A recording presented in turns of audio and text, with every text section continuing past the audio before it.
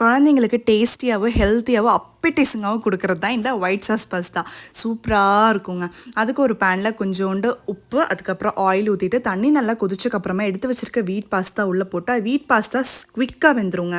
மைதா மாதிரி ஆகாது. So already இது கொஞ்சம் கிராக் ஆகிருக்கு, பார்த்தா தெரியும்.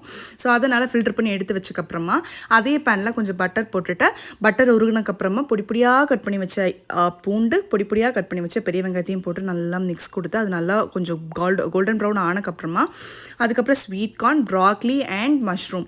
ஸோ ப்ராக்லி ரொம்ப ரொம்ப ஹெல்த்திங்க. குழந்தைங்களுக்கு எல்லாத்துக்குமே சாப்பிட்லாம். மந்த்லி ஒன்ஸ் ஆகுது எல்லாருமே எடுத்துக்கோங்க, ரொம்ப நல்லது. அது கூட சால்ட் அண்ட் பெப்பரையும் போட்டுட்டு நல்லா ஒரு குவிக் மிக்ஸ் கொடுத்துருங்க. ப்ராக்லியில் டிபார்ட்மெண்டல் ஸ்டோரில் பார்த்து இது என்னடா செய்யறது அப்படின்னு யோசிப்போம். இந்த மாதிரி செஞ்சு பாருங்கள், எல்லாருமே சாப்பிட்லாம். ஸோ இது கூட கொஞ்சம் பிட்ஸா ஆர்கானோ போட்டிருக்கேன். ஸோ அதையும் நல்லா மிக்ஸ் பண்ணி கொடுத்துட்டு நம்ம எடுத்து வச்சுருக்கேன் பாஸ்தாவை போட்டு உள்ள போட்டு ஆக்சுவலி வெஜிடபிள்ஸ் வெந்தக்கப்புறம் தான் பாஸ்தா ஆட் பண்ணணும்.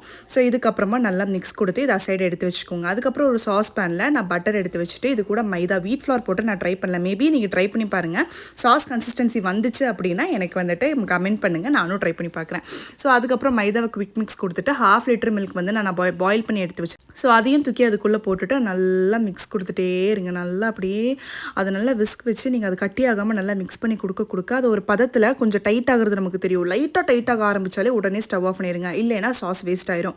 ஸோ அதுக்கப்புறமா அந்த சாஸ் மிக்ஸ் பண்ணும்போதுமே உப்பு கம்மியாக இருந்துச்சுன்னா போட்டுக்கோங்க. அதுக்கப்புறமா பாஸ்தாவில் அப்படியே ஆட் பண்ணி நல்லா மிக்ஸ் பண்ணி எடுத்தீங்கன்னா செமையாக இருக்குங்க இந்த ஒயிட் சாஸ் பாஸ்தா. தேங்க்யூ.